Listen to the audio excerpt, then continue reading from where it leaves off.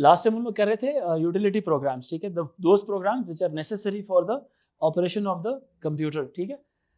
फायदेमंद program, utility means something that is useful, जिससे हमें कोई फायदा मिले। कंप्यूटर की बेसिक या नेसेसरी टास्क को परफॉर्म करने वाला जो सॉफ्टवेयर है उनको यूटिलिटी प्रोग्राम्स, यूटिलिटी सॉफ्टवेयर कहा जाता था। We discussed about disk formatter, virus checker,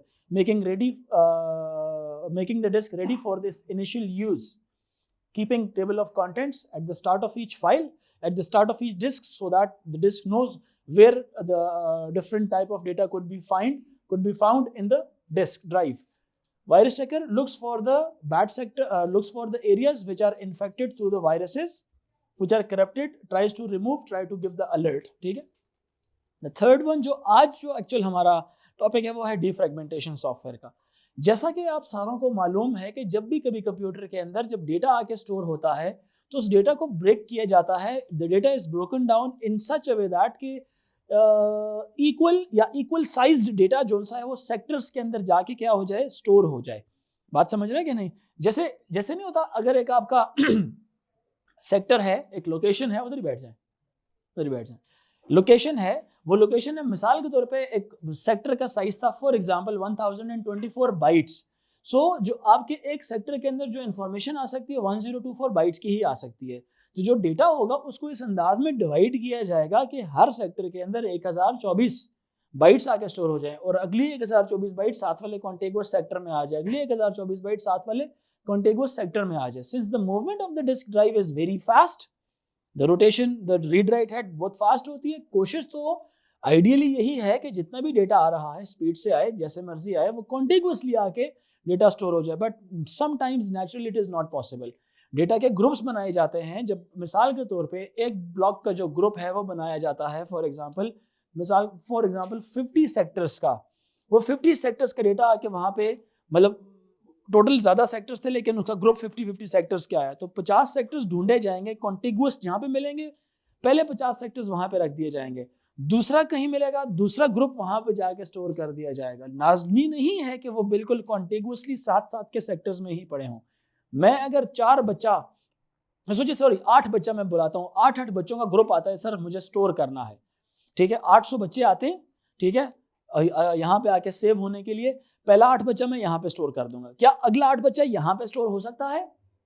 बताएं, नहीं, क्योंकि डेटा ऑलरेडी यहाँ पे क्या है, मौजूद है, स्टोर्ड है। बात समझ आ रही? बिकॉज ऑफ बहुत स्पीडीली जब डेटा आता है तो वो जो अवेलेबल लोकेशन होती है वहां पे जाके स्टोर हो जाता है। डिफ्रेगमेंटेशन सॉफ्टवेयर क्या करता है, वो जो एक ही फाइल के जो स्केटर्ड या डिस्पर्स्ड डेटा सेक्टर्स होते हैं या डेटा ब्लॉक्स होते हैं, उनको इस अंदाज में ऑर्गेनाइज या अरेंज करता है कि वो कॉन्टिगुअसली क्या हो जाए, सेव हो जाए, ताकि इन फ्यूचर की जो रीडिंग है, डिलीटिंग है, एडिटिंग है या उसकी मैनिपुलेशन है वो आसान हो जाए। अब अगर डेटा एक ही तरह का सॉन्ग है मिसाल के तौर पे, अगर वो सॉन्ग बहुत ज़्यादा आगे पीछे भी कहीं पड़ा हुआ तो अननेसेसरीली प्रोसेसर के लिए इंटरप्ट्स जनरेट होती रहेंगी बार बार।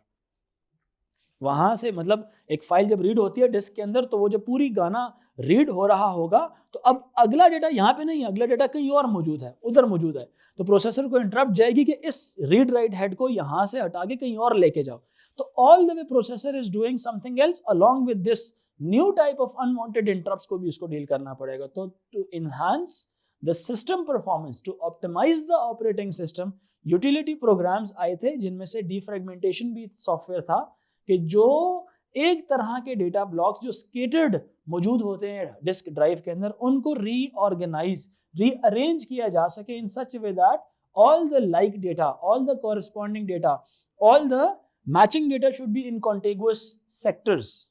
कॉन्टिगुअस का मतलब क्या होता है, कॉन्टिन्यूअस, एक साथ साथ आके क्या हो जाए, वो स्टोर हो जाए। तो जो रखें, एक साथ साथ आके क्या हो जाए, वो स्टोर हो जाए। मेरी बात सबको समझ आ रही है कि नहीं? सो डिफ्रेगमेंटेशन सॉफ्टवेयर हर उस वक्त काम कर रहा होता है when there is a little space available in the disk drive. If the disk drive is already full, पूरी की पूरी डिस्क ड्राइव फुल होती है, then it becomes difficult, it becomes impossible या not possible for the defragmentation software to work. मेरी बात समझ आ रही है कि नहीं? जब डिस्क ड्राइव फुल हो जाती है, हर डेटा इधर उधर मिक्स होकर बैठ आ जाएगा, तो फिर उनको ऑर्गेनाइज करना मुश्किल हो जाएगा। रीजन क्या है उसकी, जो डेटा ऑलरेडी यहाँ पे मौजूद है, हर तरह के डेटा को आप शफल कराएंगे तो खिचड़ी मजीद एक मंडी सी बन जाएगी। क्लियर हो रही मेरी बात? सोचिए डेटा मैं किस तरह से रिजेंबल कराता हूँ, ब्लैक कपड़ों वाले बच्चे, ब्लू कपड़ों वाले बच्चे, रेड कपड़ों वाले बच्चे, अभी जितने भी स्टूडेंट्स बैठे सब मिक्स बैठे हुए हैं ना, इसी तरह हर कलर वाले बच्चे आगे क्या हो जाए, मिक्स होके बैठ जाए। अब मैं एक प्लान करता हूँ यार, ब्लैक कलर वाले बच्चे इस रो में आए, ब्लू वाले बच्चे उस रो में आए, क्या हर बच्चा अपनी सीट से उठेगा नहीं, अपना पेयर ढूंढेगा? तो सोचिए अगर डेटा में इस तरह से होने लग जाए, 100 सेक्टर्स तो नहीं है, 100 सेक्टर्स तो नहीं है, ये तो बिलियंस ऑफ सेक्टर्स होंगे, बिलियंस ऑफ, क्योंकि गीगाबाइट्स टेराबाइट्स के अंदर हम बात कर रहे हैं। मेरी बात समझ आ रही है कि नहीं? बिलियंस एंड ट्रिलियंस की बात कर रहे हैं हम। जब बिलियंस की बात कर रहे हैं तो डेटा के ब्लॉक्स एंड सेक्टर्स बहुत ज्यादा सारे, इसलिए कहा जाता है कि जब आपकी स्पेस पूरी हो जाती है then it becomes what, difficult. Space थोड़ी सी अवेलेबल होगी तब, जैसे नहीं तो पजल बनाते थे बचपन में, गेम होती थी, स्क्वायर्स होते थे, तो उसमें एक खाली ब्लॉक छोड़ा जाता है ताकि वो आप उसकी मूवमेंट्स ही कर सके। वो नहीं होता था यार, वो इस तरह का एक वो गेम्स ही होती थी, एक पजल से मुकम्मल करना होता था, जिसमें याद आ रहा है कि नहीं, ये सारा फील्ड होता था, सिर्फ ये क्या होता था, एम्प्टी। और इसकी एक तस्वीर ना उसने यहाँ पे दी होती थी ना कि आपने ये बाबा जी की शक्ल यहाँ पे यूं करके बनानी है ना, ये शक्ल बनानी है इस पजल में, होता था ना। अब पजल डिस्पर्स्ड है, एक जगह खाली छोड़ी हुई, अब आप इसके अंदर कभी यूं हिलाते हैं इसको तो ये नीचे आ जाएगा, यूं चला जाएगा। अब इसको हिला के एट द एंड आपके पास एक तस्वीर में, डू यू रिमेंबर, एटलीस्ट एक हो, मतलब द वर्स्ट केस सिनेरियो क्या है, एक अवेलेबल हो, worst case scenario. Still it is very very very difficult for defragmentation software की। तो आप यूं समझ लें, you are testing the muscles of defragmentation software, can you do it? समझ आ रही मेरी बात की कि नहीं? So the ideal case scenario is you should have sufficient memory space in order to defragment, in order for the defragmentation software to work upon the dispersed data, so that it could be reorganized. Otherwise, it will be difficult. So, what is the main concept of defragmentation software? Did you got the concept? Okay, the dispersed data blocks, they are stored in contiguous sectors, so that the future reading or writing of the data could be manipulated or handled easily. समझ आई मेरी बात कि नहीं? ये defragmentation का काम है। नहीं समझ आई? आ गई? Then there comes a concept of disk content analysis and repair software. मैं बात में करता हूँ, अभी जल्दी से इस बात के बारे में लिखना है आपने, ठीक है? हाथ थोड़ी तेजी से हिलाना है। A defragmentation software will arrange the blocks of data of, जल्दी से प्लीज लिखें। A defragmentation software will rearrange the blocks of data to store files, आज उधर ताकि मैच कर लो किसी के साथ लिखते हुए, जल्दी आओ। A defragmentation software will rearrange the blocks of data to store files in contiguous sectors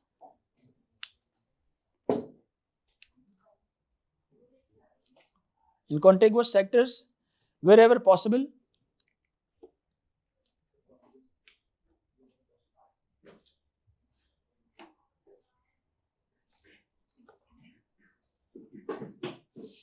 next point लिखें, disk defragmentation occurs when a file, खामोशी से बैठ जाए, disk defragmentation occurs when a file is broken up into pieces. Disk defragmentation occurs when a file is broken up into pieces to fit in the sectors of the disk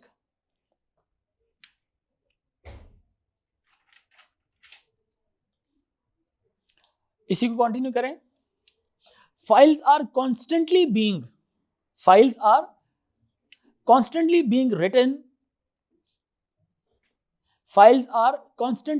written. देखिए कुछ processor के काम होते हैं active work which processor is performing, some task the processor that perform is a passive task. Passive task किसको बोलते हैं?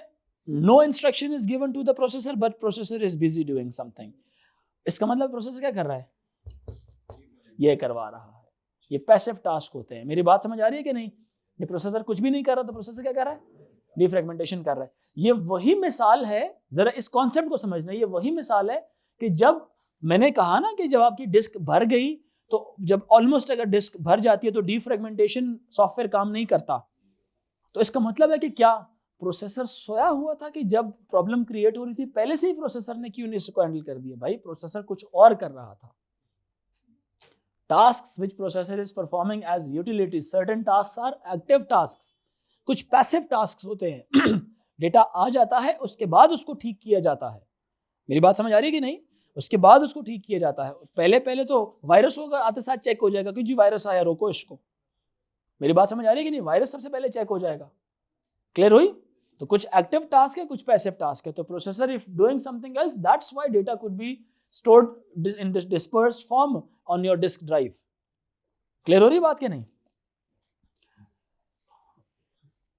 Constantly being written, comma, deleted and resized, comma, deleted and resized.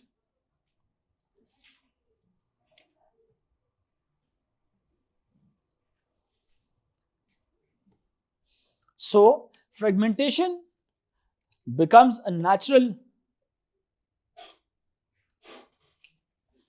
occurrence.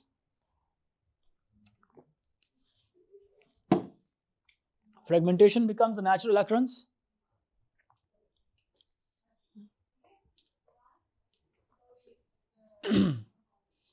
इसी point को continue करें।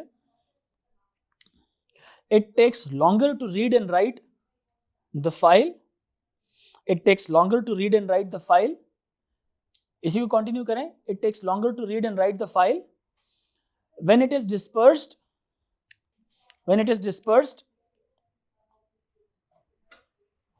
slash spread out over several locations.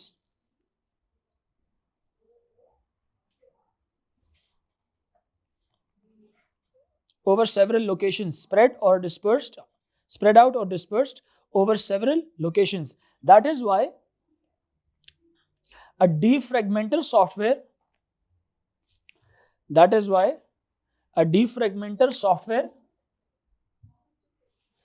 defragmentation software या defragmenter software की बात, that is why a defragmenter software serves to rearrange the blocks, serves to rearrange the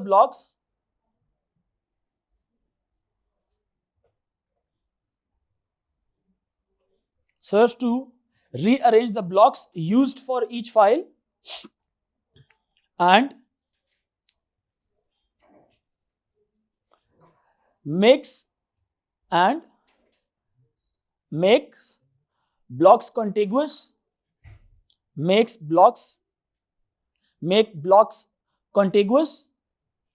and make blocks contiguous. contiguous भी बोल सकते हैं, regular भी बोल सकते हैं, कॉन्टिन्यूस भी बोल सकते हैं, ये अल्फाज उसके लिए इस्तेमाल हो सकते हैं। सक्सेसिव भी बोल सकते हैं, ये एक ही, contiguous is a best word, it's a best word. Sorry, consecutive भी बोल सकते हैं, but the best word is contiguous कहा जाता है। ये कॉन्टिग्यूस वर्ड जो है ना, मैंने खुद सीखा है। कब सीखा है? ये मैंने मेमोरी पढ़ाते हुए सीखा है। कि जब मेमोरी पढ़ा रहा था तो ये अल्फाज बहुत सारे ऑथर्स इस्तेमाल करते थे कि मेमोरी में जो आपकी जो एड्रेसेस होते हैं वो कॉन्टिग्यूसली होते हैं। इसी तरह, और कॉन्टिग्यूस का मतलब होता है very strict continuous form, very strict arrangement of the data. ठीक है, so contiguous in arrangement, contiguous in arrangement, full stop. Next point लिखें। इससे फायदा क्या होगा? डेटा रीड टाइम क्या होगा? Access time fast, read time भी कम हो जाएगा उसका। reduces the, कह लें कि reduces the time to access some file। ठीक है, रीड राइट का टाइम थोड़ा कम हो जाएगा। डिलीट भी जल्दी कर लेंगे, मैनिपुलेट जल्दी कर लेंगे, एडिट जल्दी कर लेंगे। अब इसी तरह से सोचो, आप एक गाना सुन रहे हो, 5 मिनट का गाना है, जितनी देर का भी मूवी है जो आपने स्टोर की हुई है, आप 1 मिनट में जाते हो और आप कहते हो मुझे 50वां मिनट चाहिए, 50th मिनट चाहिए, नहीं कर्सर घुमाते हो, एकदम आप माउस लाते हो 50th मिनट पे, तो उसी लम्हे आपको 50th मिनट की वीडियो मिलेगी। अगर डेटा डिस्पर्स्ड होगा तो वो क्या करेगा? पहले ढूंढेगा, अच्छा किधर किधर किधर किधर से जाऊं मैं, ढूंढूं 50th मिनट। मेरी बात समझ आ रही है कि नहीं?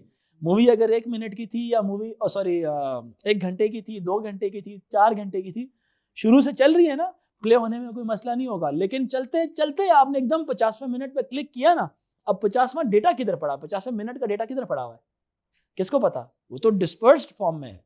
अगर ऑर्गेनाइज्ड होगा बहुत इजीली उसको पता चल जाएगा। मेरी बात समझ आ रही है कि नहीं? अब एएस वाले बेशक अपने कान बंद कर लें, A2 वाले सुन लें, उसको सर्च किया जाएगा उस 50th मिनट को। एक एल्गोरिदम है बाइनरी सर्च का, P4 में पढ़ेंगे। 50th मिनट को सर्च किया जाएगा, 50th मिनट सर्च किया जाएगा, वो बाइनरी सर्च के थ्रू किया जाएगा, the easiest and the quickest search. ठीक है, खैर अभी हम आते हैं आपकी तरफ, दोबारा एएस की तरफ। ठीक है, सो हम उसको क्या कह लें कि जल्दी हम सर्च कर सकते हैं। तो ये बात तो समझ आई कि नहीं आई? ठीक है। So it allows files to be read, अगला पॉइंट लिखें, it allows files to be read faster and reduces the head movement. It allows files to be read faster. It allows files to be read faster and reduces the head movement. Head movement, what is head movement? Read write head of the disk drive. समझ आ रही है कि नहीं? Read write head of the disk drive, ठीक है, उसकी movement. Reduces the head movement, which effectively optimizes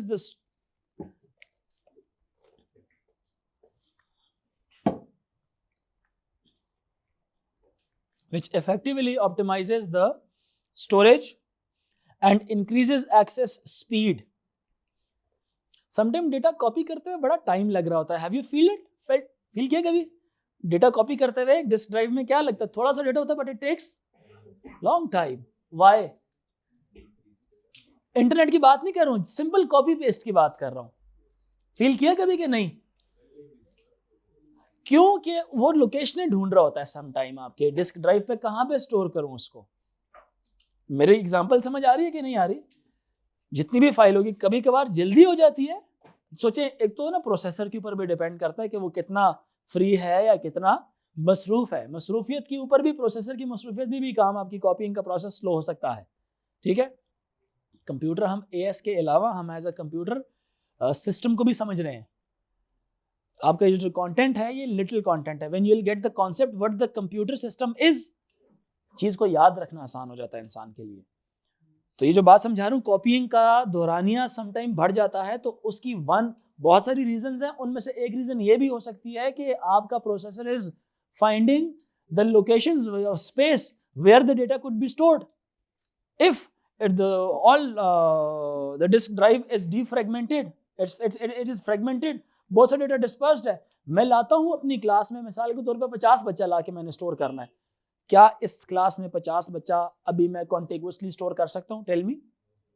नहीं कर सकता। कोई कॉन्टिगुअस 50 चेयर्स खाली नहीं है। I have to store certain students over here.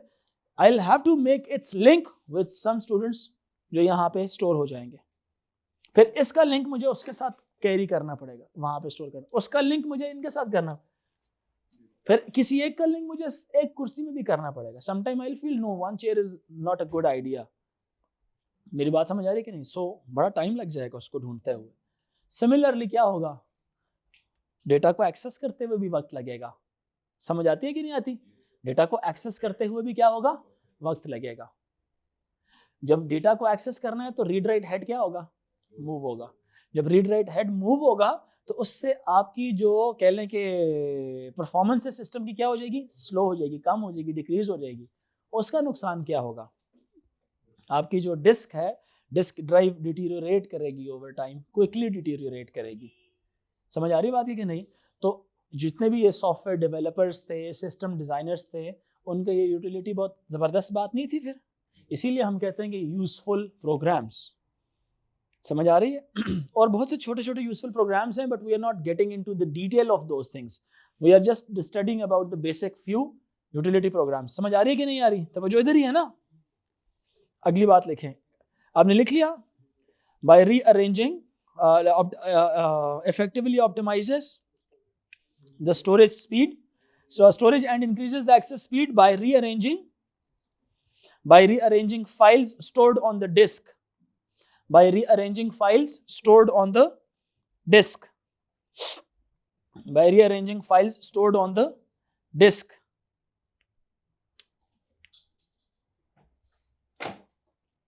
into a set of arrangements by rearranging files stored on the disk into set arrangements, into set arrangement, full stop. नहीं, so that, इसको लिखें, so that each file occupies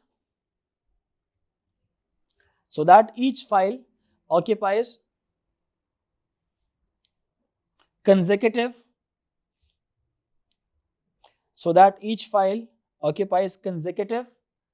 storage space,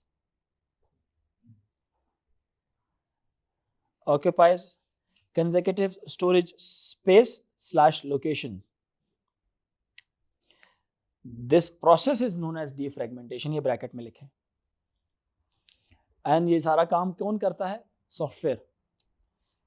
bracket में लिखना है, this process is known as defragmentation.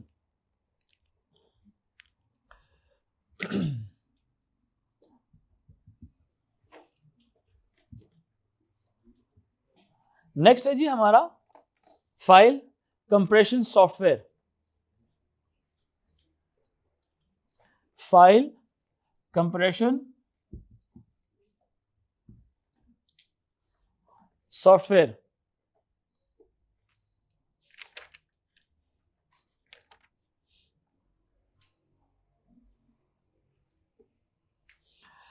अच्छा, file compression क्या है जी?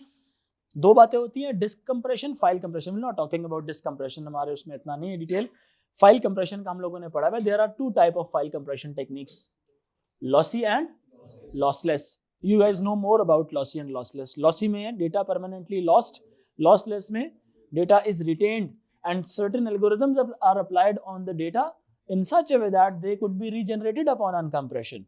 And hence we can say that a lossless compression must be followed or applied on a data which is very important and sensitive. Like loss of a single bit could be disastrous. We cannot allow the data to be lost permanently. We can just remove the data in such a way that it could be recovered back using certain algorithms such as run length encoding on the images. Data could be removed, but it could be very effectively 100% data could be regenerated. So this type of lossy, this type of compression techniques could be applied on any type of a given data. समझ आ रही है? So that the files take less space on the storage device and more data could be stored. ठीक है? कुछ files पे आप नहीं अप्लाई कर सकते कंप्रेशन, ठीक है, तो उनको एज इट इज स्टोर कराया जाता है. फिर सही है, लिखें अपने पास. Compression reduces the size of a file. Compression reduces the size of a file by removing. Compression reduces the size of a file by removing unnecessary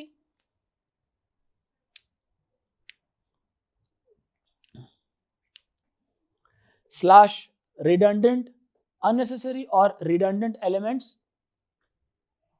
Redundant means repeated, more occurrence जिसकी होती है, ठीक है, जो बार बार आ रहा होता है, उसको redundant element या unnecessary elements. ठीक है, सेमीकोलन के बाद लिखे, it follows lossy or lossless compression techniques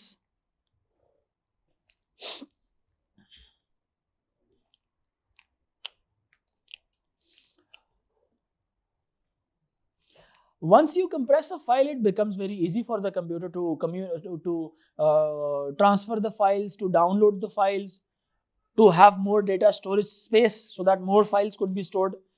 Likhe next point. By reducing the size of any file,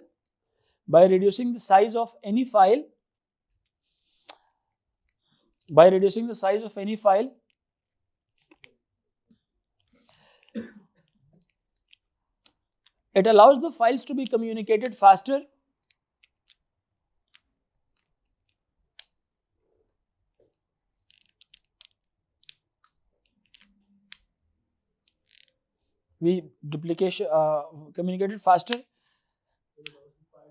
Communicated faster.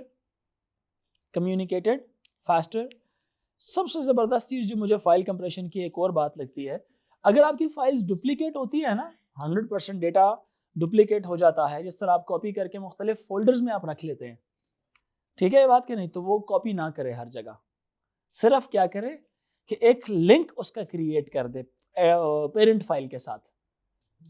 एक फाइल आपकी पूरी हार्ड डिस्क ड्राइव में मौजूद हो, समझ आ रही कि नहीं आ रही? अगर आप उसकी कॉपियां बना रहे हैं ना, मुख्तलिफ फोल्डर्स में डाले जा रहे हैं, तो वैसे तो फिजिकल कॉन्सेप्ट क्या है कि हर एक की अलग अलग बिट्स आपकी हार्ड डिस्क ड्राइव में क्या होनी चाहिए, पड़ी होनी चाहिए। मेरी बात समझ रही? फिजिकल कॉन्सेप्ट ये है, थंब रूल ये है। ऑप्टिमाइज कैसे कर सकते हैं आप इसको? एक एनालिटिकल थिंकर क्या सोचेगा, सर एक जगह पे स्टोर कर लें, दूसरी जगह में सिर्फ उसका दिखाएं यूजर को फोल्डर ही। जैसे यूजर जब अपना डेटा जो कंप्रेस कर लिया होता है, जब उसको देखता है तो उसको कंप्रेस नजर नहीं आता, उसको जेन्युइन चीज नजर आ रही होती है। स्टोर जो चीज होती है ना, वो कंप्रेस्ड होती है। स्टोर्ड डेटा का काम यूजर के साथ नहीं है, यूजर का काम सिर्फ कम्युनिकेट करने के साथ है, यानी कि उसको दिखाई दी जाए तस्वीर जैसी थी वैसी की वैसी है। डेटा उससे जो लेना है वो यूजर से आप इनपुट के तौर पे ले सकते हैं। कंप्यूटर अब उसको अपने पास कैसे स्टोर कर रहा है, चीज बेशक आपकी 50 मेगाबाइट्स की थी, कंप्यूटर ने उसको 20 मेगाबाइट्स बना के अपने पास स्टोर कर लिया। ये कंप्यूटर का काम है। आपको 50 मेगाबाइट्स की दिखाई जाएगी, आप ट्रांसफर करेंगे किसी को, 50 मेगाबाइट्स वाली चीज ट्रांसफर करेंगे। मेरी बात समझ रहे हैं कि नहीं? तो ये टेक्निक है ना एक। तो एक टेक्निक ये भी हो सकती है कि आपने डेटा बहुत जगहों में आपने अगर कॉपी पेस्ट किया हुआ है, तो आप सिंपल एक काम क्यों नहीं करते, आप एक जगह पे उसकी पेरेंट फाइल बनाएं और दूसरी जगह सिर्फ आप उसके फोल्डर का नाम लिखें। फोल्डर का नाम लिखा अल्फा, मूवी है अल्फा, आपने 50 जगह में डाउनलोड मतलब कॉपी कर लिया है उसको। क्या ख्याल है, 50 जगह में क्या कर लिया, कॉपी कर लिया। One optimum method is to store in one parent file and give a link. Visually user को भी दिखाएंगे तुम्हारी हर 50 जगहों में तुमने alpha alpha alpha alpha movie download करके रखी हुई है या कॉपी करके रखी हुई है। But on the hard disk drive burden 50 का नहीं होगा, 1 का होगा। क्या ख्याल है? So that now the storage space will be optimized. ठीक है, अगला पॉइंट लिखें। It removes the duplication of data. It removes the duplication of data.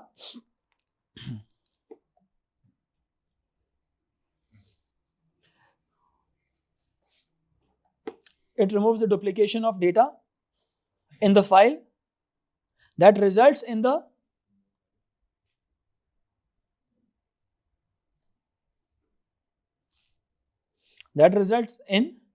reduced file size.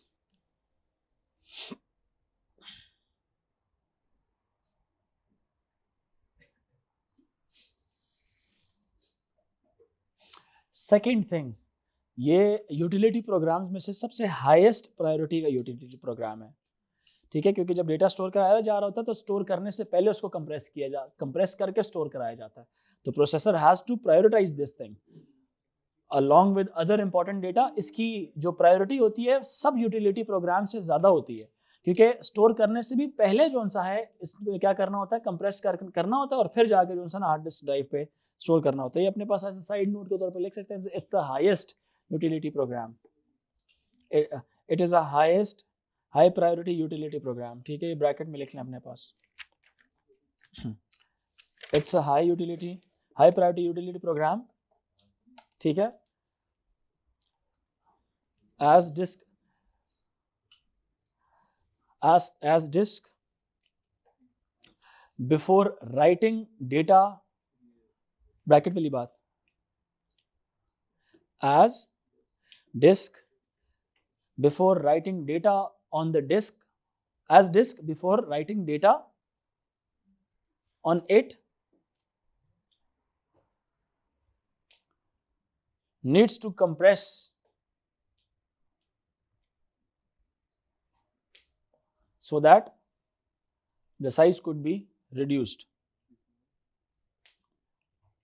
Disc data write करने से पहले उसको कंप्रेस करेगा ताकि साइज रिड्यूस किया जा सके। ठीक है, और once the disk drive has used the compressed files and they are saved on the disk drive, आप कंप्रेशन सॉफ्टवेयर को अगर आप लेट से डिलीट करते हैं ना, फिर आपकी सारी फाइल्स करप्ट हो जाएंगी।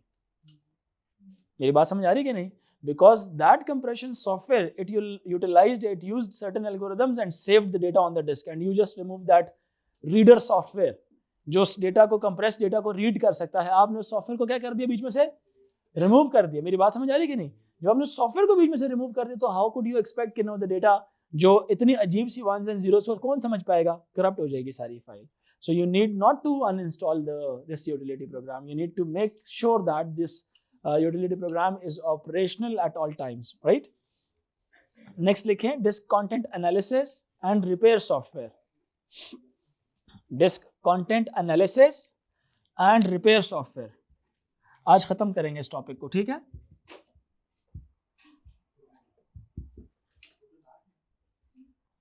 छह हैं यार.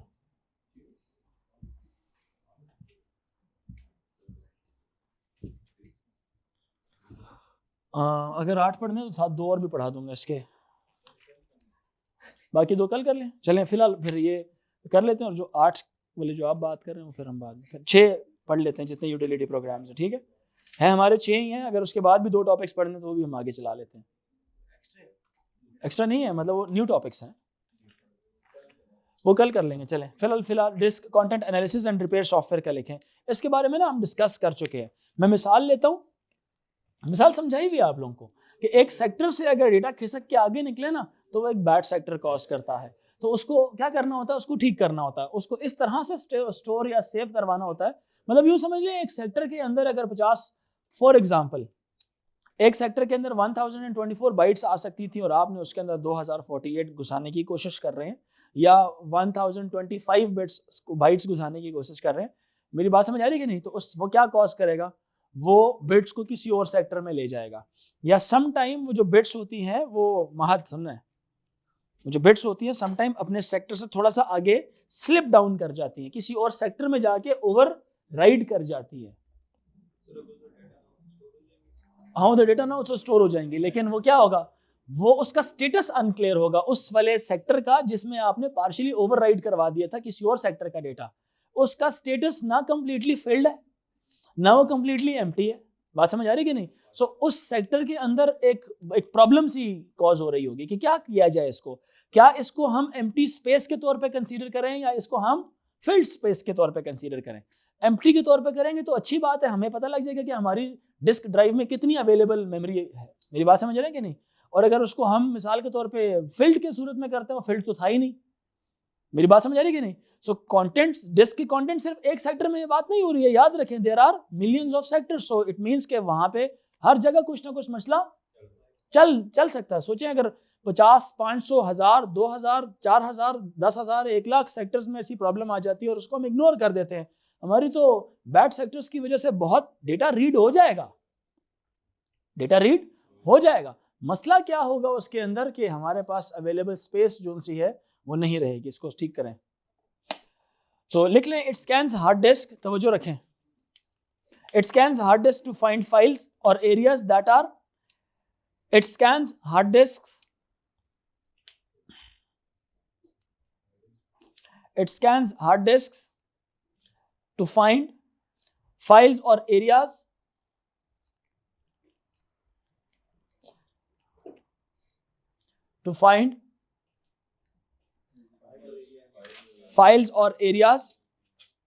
that are corrupted or not correctly saved या stored. Corrupted and not correctly stored.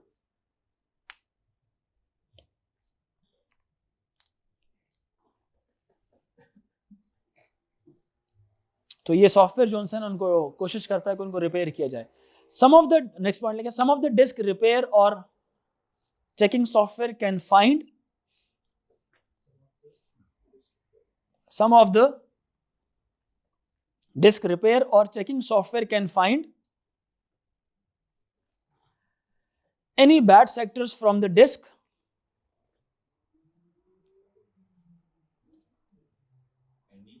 bad sectors from the disk and tries to recover them.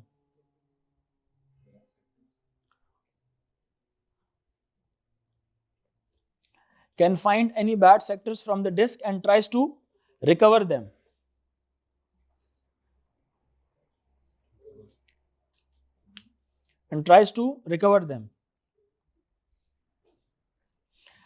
Next point लिखें, sometimes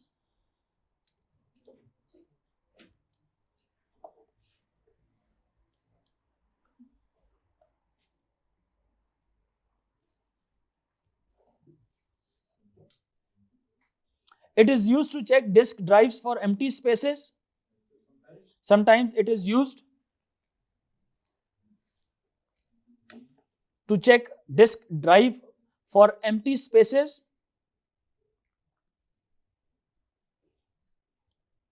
To check disk drives for empty spaces and disk usage by reviewing files and folders.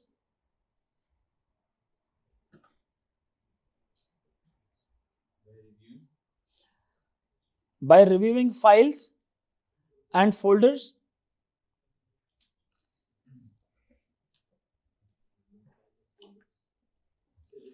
By reviewing files and folders.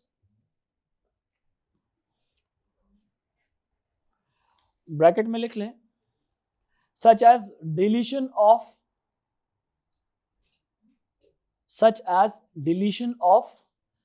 auto saving files, such as deletion of auto saving files, comma, cookies की भी ना types होती हैं, वो हम फिर कभी पढ़ेंगे, जिनको ऑटोमेटिकली डिलीट किया जाता है साल बाद या 6 महीने बाद, ठीक है। तो जो ऑटोमेटिकली डिलीशन होती है ना, वो कंटेंट एनालिसिस बीच में से डिलीट कर रहा होता है, ठीक है। ऑटो देखिए, auto saving files, comma cookies, comma download files and so on etcetera. इससे सिर्फ क्या होता है, डिस्क की परफॉर्मेंस इन्हांस हो जाती है। जो खामखा की यूजलेस फाइल्स होती हैं, यूजलेस सेक्टर्स होते हैं, उनको भी रिमूव किया जाता है। आखिरी लिखें, बैकअप यूटिलिटी प्रोग्राम। लास्ट लिखें, backup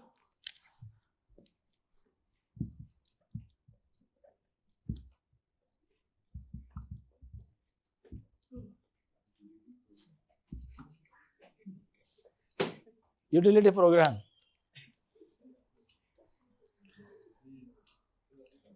Backup utility program. It makes a copy of the file on another medium.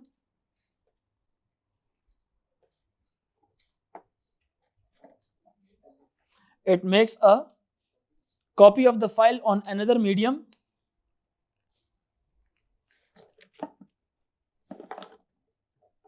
In case of loss/corruption of data.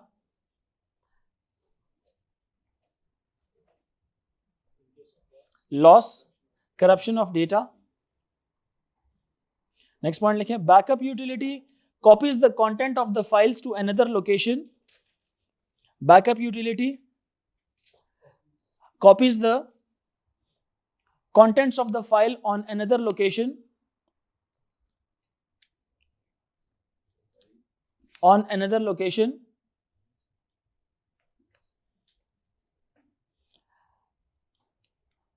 According to the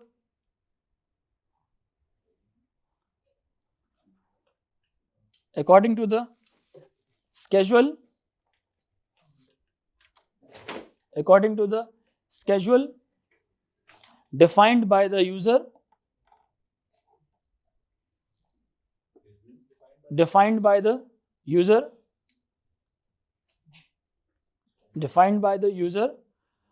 दो चीजें हो सकती हैं, आप ऑटो बैकअप्स भी जनरेट करवा सकते हैं ऑनलाइन सोर्स के ऊपर, या आपको एक सर्टेन टाइम के बाद एक पॉपअप्स भी जनरेट कराए जा सकते हैं कि now it is the time to make a backup. अब मतलब आप ताकि hard disk drive manually connect कर लें।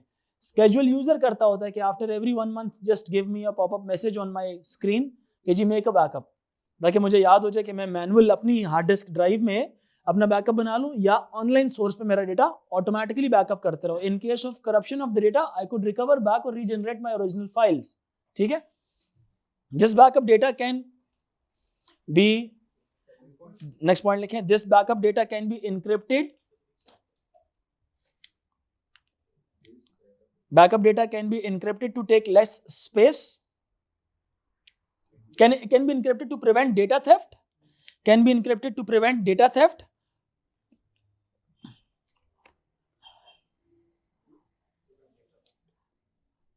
Comma, compressed to take less space.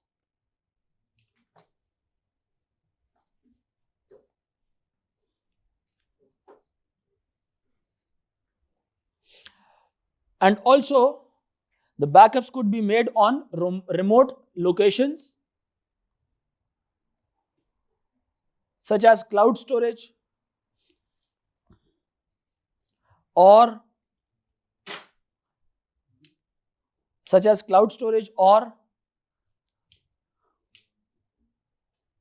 remote locations such as cloud storage or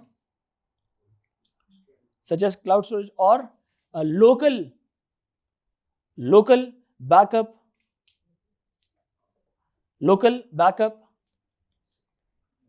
such as local backup, for example removable hard disk drive / SSD. Local backup, removable hard disk drive HDD/SSD. Removable नहीं होती जो device होती है, दोनों हो सकते हैं, remote भी और दूसरा भी. ठीक है, बाकी इंशाल्लाह नेक्स्ट